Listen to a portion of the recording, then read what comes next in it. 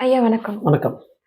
ஐயா கோவத்த பத்தி எப்படி குறைக்கணும்? எப்படி கையாளணும்னு சொல்லி ஆடியோஸ பேசியிருக்கீங்க. சரி, நான் அத கையாண்டுருக்கேன். நெறைய விஷயங்கள் எனக்குள்ள மாற்றம் ஏற்பட்டிருக்கு. கோவத்த குறைச்சிருக்கேன். சரி, இப்போ நான் உங்கள பார்க்க லைவ்ல வந்திருக்கேன். இத பத்தி நீங்க விரிவாக்கமா சொன்னா இன்னும் நல்லாருக்கும். சரி. நன்றி.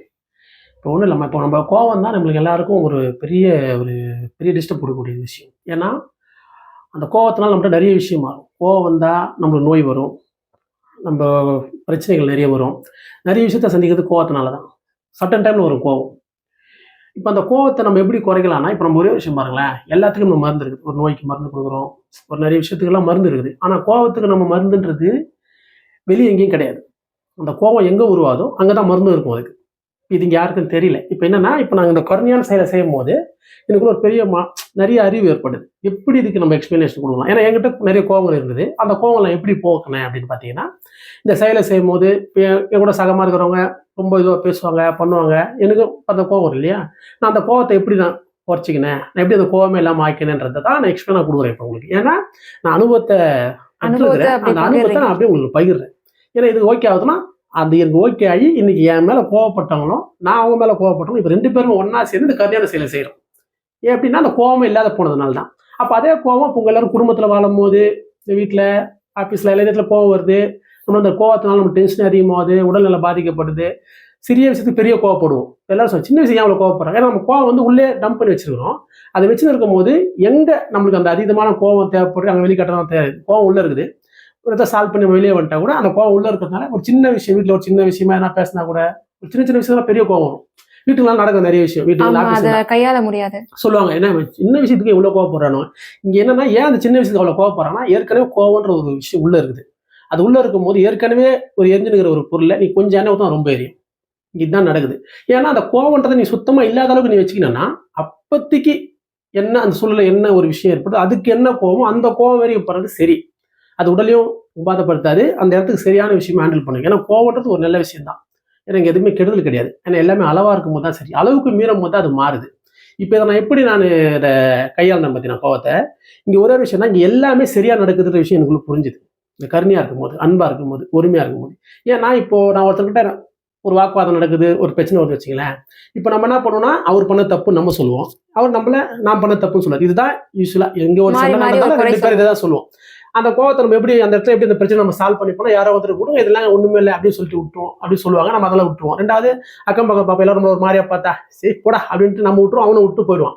ஆனா 2 பேரும் ஒரே ஒரு விஷயத்த மட்டும் என்ன விட்டு போயிட்டீங்கன்னா, இத்தன நாள் நீங்க இருந்த பழக்கத்தையோ, நீங்க உங்களுக்குள்ள இருந்த ஒரு பந்தத்தையோ விட்டுட்டு அட போடான்னு விட்டு போயிடும். ஆனா ஒண்ணே ஒண்ணு கோவத்த மட்டும் விட மாட்டோம். நானும் விட மாட்டேன், அவரும் விட மாட்டாரு.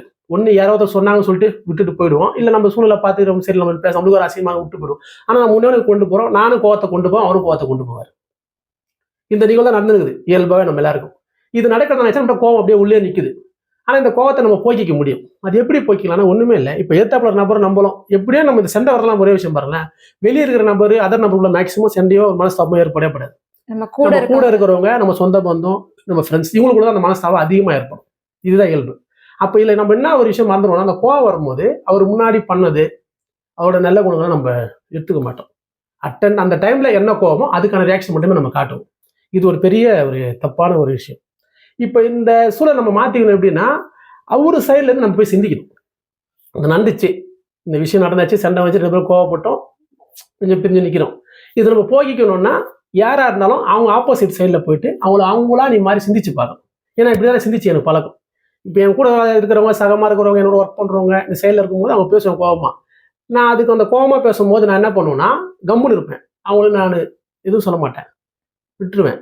மீறி நான் பேசிட்டா கூட, அந்த ரியலைஸ நானே பண்ணிப்பேன். எப்படின்னா, அவங்க சைடுல போய் நம்ம சிந்திக்கணும். இங்க ஒரே விஷயம் நம்ம கோவம் போன ஒரே விஷயம், அவங்க சைடுல போய் நம்ம சிந்திச்சா மட்டும் தான் அந்த கோவம் நம்மள நம்ம வைக்கும். மட்டும் சரின்னு ஆமா யோசிக்காம சரியா அவங்க சொல்றேன். சரின்னு அவங்க யோசிக்கணும். சைடுல போயிட்டு, இப்ப இங்க எல்லாருக்கும் பாருங்களேன், என்ன பொறுத்தவரைக்கும் 2 பக்கமும் தப்பு இருக்கும். 2 பக்கமும் நியாயம் சரி. இருக்கும். இதுதான் உண்மை. இது உங்க யாருக்கும் தெரியாது. நான் சொன்னதா சரி நீ சொல்லுவ, அவர் சொன்னா சரின்னு அவர் சொல்லுவாரு. ஆனா 2 பக்கம் சரி இருக்கிறத நீ கண்டுபிடிச்சிட்டன்னா, கோவம்ன்ற ஒரு பொருள் தான் சரியில்ல உங்ககிட்ட. இது உங்களுக்கு ஈஸியா புரிஞ்சிரும். இப்ப நான் இப்படிதான் ஹேண்டில் பண்ணுவேன். இந்த மாதிரி எனக்கு கூட கோவமா பேசுறவங்ககிட்டலாம் நான் அவங்களோட வயசு பார்ப்பேன். அவங்களோட சூழல பார்ப்பேன். ஏன்னா அவங்களோட வயசுன்னு ஒண்ணு இருக்கு. ஏன்னா அதுல தான் அனுபவம். அவங்களோட சூழல் ஒண்ணு இருக்கும். சூழலுக்கு ஏத்த மாரி தான் வார்த்தைகள் பேசுறதும், கோவம் வரதுக்கு காரணம் அதுதான். இதெல்லாத்தையும் நம்ம யோசனை பண்ணி, அவங்க பக்கமா போய் பார்த்து, அத நீ அனலைஸ் பண்ணி பார்த்துட்டனா தெரிஞ்சிரும். அவன் பேசுறது சரி இருக்கும்.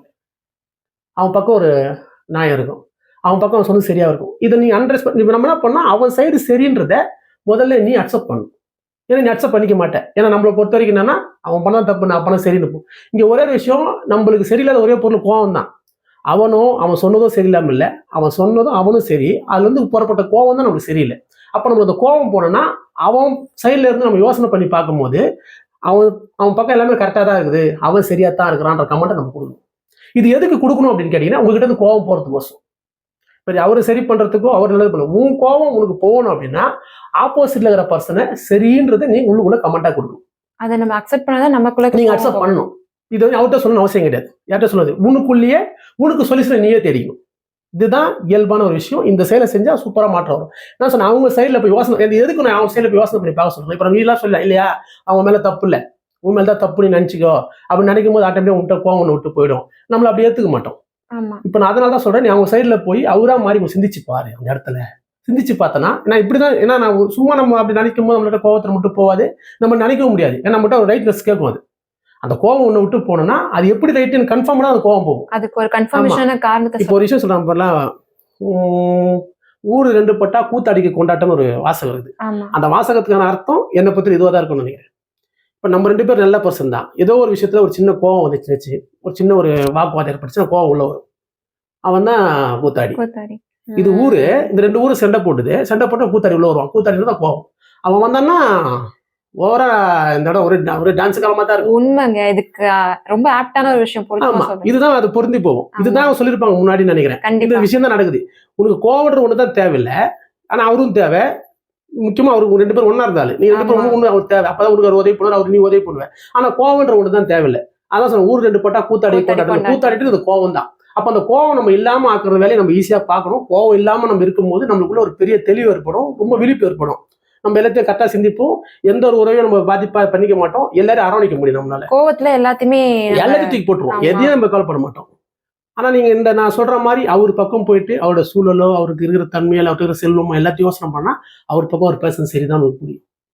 எதுக்கோசம்னா நீ அப்படி நினைக்கும் போது உங்ககிட்ட இருக்கிற அந்த கோவம் சுத்தமா, ஏன்னா கோவம் வந்து கோவத்தை வந்து தீனி போட்டு நம்ம உள்ள வைக்கிறோம், அவன் பண்ணா தப்புன்னு சொல்லிட்டு. ஆனா அது நீ கோவம் தான் சரியில்லைன்னு நீ சொல்லணும்னா அவர் சரின்னு நீ கமெண்ட் கொடுத்தாலும் அந்த கோவம் போகும். ஏன்னா கோவம் அங்கிருந்து புறப்பட்டது தான். அவர் பேச சரியில்லைன்னா கோவம் உருவாயிடுச்சு உள்ள. இப்ப அது போனோம் அப்படின்னா அவரை சரி நீ சொன்ன என்ன பண்ணும், இதுக்கு பிடிக்காது. அது அங்கிருந்து வந்ததான் நானு வந்த காரணத்துக்காக போயிடும். இப்ப அது என்ன பண்ண, அந்த கோவத்துக்கு அது பிடிக்காது. இன்னும் அந்த போய் சரின்ற அவன் பண்ண தப்பு தானே, அது உள்ள கமெண்ட் கொடுக்கும். கிடையாது, அவர் செஞ்சது சரிதான், அவர் மேல தப்பு கிடையாது, என்கிட்ட இருக்கிற கோவம் தான் தப்பு அப்படின்ற எண்ணத்தை நீ ஆணித்தனமா வைக்கும் போது ஆட்டோமேட்டிக்கா அந்த கோவம் போயிடும். அப்படி இந்த கோவம் ஒரு வாட்டி நீ பண்ண ஆட்டோமேட்டிக்கா எங்க யார்கிட்ட பேசினாலும் கோவம் மட்டும் வராது உங்ககிட்ட. ஏன்னா இந்த சிந்தனை உங்ககிட்ட பதிவாயிடும். இதுவே உங்களுக்கு அப்ப நீங்க ஆட்டோமேட்டிக் யார்கிட்ட பேசினாலும் சிந்திச்சு அவரோட சைட்ல இருந்து யோசனை பண்ணும். அவர் எவ்வளவு கோவப்பட்டிருக்கோம் அமைதியாயிடும். சரி, தெளிவில்லாம பேசுறாரு, அவரோட சொல்லுக்கு அவர் பேச சரிதான், ஏன் சொல்லுக்கு நான் பேச சரிதான்ற ஒரு பக்குவமான குணம் நம்ம கிட்ட வந்துடும். ஆட்டோமேட்டிக்கா நம்மகிட்ட கோவம் வந்துட்டு சுத்தமா இல்லாம போறதுக்கு பெரிய வாய்ப்பா இருக்கும். ஏன்னா இப்படிதான் கோவம் போகணும், இப்படிதான் என்கிட்ட. ஏன்னா இப்ப இந்த செயலை கருணையா இருக்கும் போது கோவம் இருக்கக்கூடாது. அந்த கோவம் ஒரு அளவா இருக்கும். அதான் சொன்ன, அந்த சூழலுக்கு ஒரு இடத்துல ஒரு நடனத்துல கோவம் வரும், அந்த கோவத்தை கரெக்டா அந்த இடத்துக்கு என்ன கோவம் அந்த கோவத்தோட இருக்கும்போது அதை ஹேண்டில் பண்ண முடியும், அது கரெக்டா இருக்கும். நீ நிறைய கோவத்தை பழைய கோவத்துல உள்ள வச்சிருந்தீங்கன்னா அந்த இடத்துல அது சின்ன ஒரு விஷயத்துக்கு கொடுக்குற ரியாக்ஷன் மேல பெரிய ரியாக்ஷன் கொடுப்பீங்க, பெரிய விளைவு ஏற்படும். இதுதான் நடக்குது. இதனால்தான் நீங்க எந்த இடத்துல எந்த ஒரு சலசலப்பு ஏற்படுது, எந்த ஒரு மனஸ்தாபம் ஏற்பட்டாலும் அந்த இடத்துல உனக்கு கோவம் போகணும், நீ கோவம் போகணும், எனக்கு கோவம் இருக்கக்கூடாது என்கிட்ட நீ ஆசைப்பட்டா அவங்க சைட்ல போய் சிந்திச்சு அவங்களா நீ மாறி அவங்கள சைட்ல இருந்து சிந்திச்சு பார்க்கும்போது தெரியும் அவங்க பண்ண விஷயம் ரைட் இருக்குது அதுல, ஆனால் தான் அவங்க பேசிட்டாங்க, அப்போ நம்ம பேச தப்பு தான், நம்ம அதை பண்ணக்கூடாது. அப்போ கோவம்ன்றது எனக்கு வேலையே இல்லை. அவர் பண்ணது சரின்னா கோவத்துக்கு வேலை இல்லைங்க. நீங்க அவர் பண்ணது சரின்றதை நீ ஏத்துப்ப, உன் மனசா நீ கோவம். ஏன்னா தவறுன்ற அதுக்கு அவனை தவறுன்னு சொல்றது கோவத்துக்கு போற தீனி மாதிரி, அவனை சரின்றது கோவத்தை வெளியே போன்ற மாதிரி, கோவம் வானான்ற மாதிரி. நீங்க அப்ப அந்த கமெண்ட்டை நீங்க கொடுக்கும்போது ஆட்டோமேட்டிக்கா நம்ம கிட்ட கோவம் போகும். ஏன்னா இங்க எல்லாருமே என்ன கோவப்பட்டாலோ என்ன செயல் செஞ்சாலும் அவங்களோட சூழலும் அவங்களுக்கு இல்லாத பக்குவம் இல்லாத தன்மையும் அவங்களுக்கு ஒரு கிரிட்டிக்கலான சூழல் தான் அந்த காரணம். நிச்சயமா அதனாலதான் அவங்க பேசினாங்க.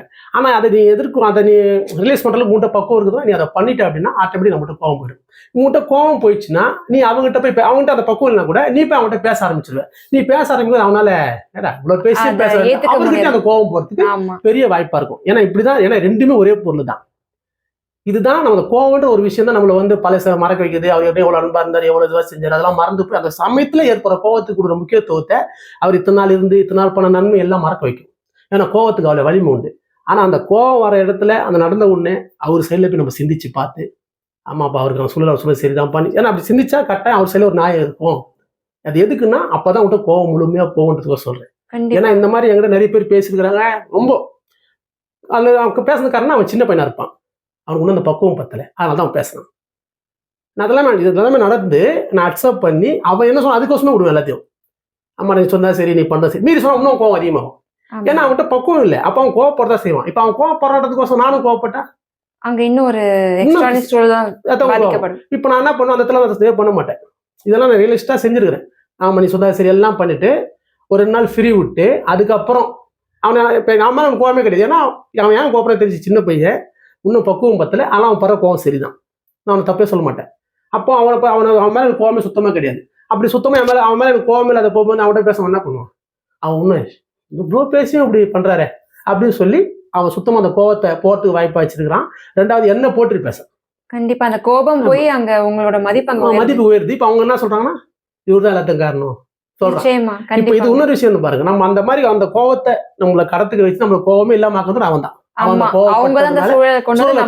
சூழலை உண்டாக்கி அந்த சூழலை எப்படி கையாளுன்ற பக்குவத்தை எனக்கு கொடுத்து அந்த பக்குவத்தை உருவாக்குறதுனால இப்போ நான் அவர்கிட்ட நான் அந்த பக்குவமா நடந்துக்குன்னு அவரு என்கிட்ட அதுக்கப்புறம் பக்குவமாயி என்ன சிறப்புன்னு அவங்க சொல்றாங்க, இப்போ நான் சிறப்புன்னு அவங்கள சொல்றேன்.